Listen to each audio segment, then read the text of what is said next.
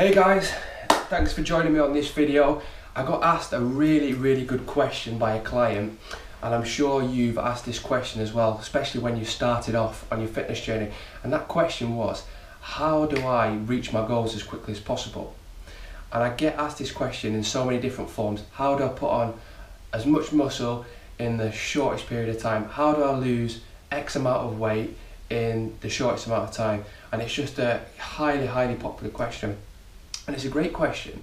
So I'm going to really dive deep into the best ways to reach your goals, how to break things down, how I do things with clients and the reasons why I do them. And hopefully you're going to gain loads of insights, loads of free tips, and come away feeling inspired. This video is definitely tailored towards people at the beginning of the fitness journey. So I hope you enjoy and I hope you find it helpful. So the first thing I've got to state is when you set a goal, it's like trying to climb a mountain. So you have the bottom, which is where you are now, and you have the summit, which is where you want to end up. Now, one of the problems I see is too many people try and go from the bottom to the top. But in actual fact, it is small steps which gradually take you to each summit, which then over a period of time lead you to the top of the mountain. So you've got to break things down slowly. I would much prefer to work with a client over 6 to 12 months than just work with somebody for 3 months. And I'm very clear in the consultation that I prefer to do slower, more sustainable changes. I could put anybody on a diet of chicken and broccoli for 12 weeks, get them training 10 times a week and get them to lose loads of fat. But there would be so many trade-offs to that. You would feel tired, you'd feel miserable, you'd probably think about foods that you never thought about before, every other thought, because you're being so deprived.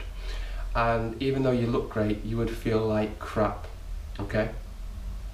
And chances of you sustaining that lifestyle are very slim. So I much prefer to see the big picture and make small targets, small goals, whether that's through fitness testing or setting clients small challenges. Let's say, for example, you are at the start of your journey. Is it really wise going from zero exercise to training 6 times a week and to following a diet plan? It's probably not. It's probably going to overwhelm you. You've got to take your time. So if a client hasn't trained for a long time and they come to see me, a huge milestone is just getting them to train 1 to 2 a week. And that's what I might start out with for the first 2 to 4 weeks. Small goal.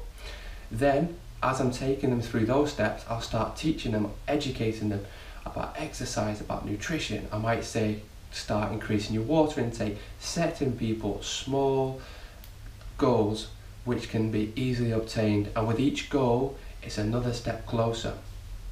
So if you are starting out on your fitness journey, one of my first tips would be is to break down your goal. Know where you want to end up, but then reverse all the way back down to where you are now. Start increasing your training. Start being a bit more mindful of your nutrition. Start increasing your water intake. Have a supplement, you know. Let's look at a few different ways of building up a client. So let's say objective 1 is to get the client training. So for the first 2 weeks, they do 2 sessions a week with me. Then after that, I get them to buy a multivitamin. Now, a multivitamin requires no effort, but again, it's another step in the right direction. Then I might say, okay, I want you just to start being mindful of your water intake, and I'll find out how much water they drink, if at all. And I will start saying, right, if you drink 1 glass of water a day, I want you to drink 1.5 glasses of water a day. And I'll start implementing small changes and start building them up. Obviously this will vary between different clients because some people will be good at certain things and then there'll be weaknesses. But it's all about making small sustainable changes. And I find that helps people so much more. I honestly see too many people making drastic changes and then all of a sudden things happen in life as they do, things go out of sync, and then all of a sudden people stop because it's not sustainable and they go back to square one. So that brings me on to my next point actually, which is it's not all or nothing. With training and with nutrition, and I've been responsible for this myself as well, many years. It's only really been the last couple of years that I've realised this, but there's different ends of the spectrum. You don't have to either train like an athlete or not train at all. There's different parts in between. So say you are busy at work, or say you don't have a lot of time, it doesn't mean that's an excuse to do nothing. You can find some middle ground. So even just doing 10 push-ups or a small 5-minute workout.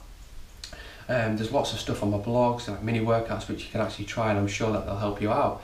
But just making changes and adapting towards your environment. Everybody's got 10 minutes a day. Even the president has 10 minutes a day. There is no excuses. You know, you can get a workout done in 5 minutes. A HIIT workout where you jog on the spot for 20 seconds and then sprint on the spot for 10 seconds. Jog on the spot for 20 seconds, sprint on the spot for 10 seconds. If you do that for 2 or 3 minutes, you're going to burn calories, you're going to get circulation going around your body, and that, if you was to do that for a couple of weeks, it's going to lead to change. And it's not just the investment, it's the thoughts that come with that investment, it's the productivity that comes from taking action. The action, big or small, it doesn't matter, but an action leads to a reaction.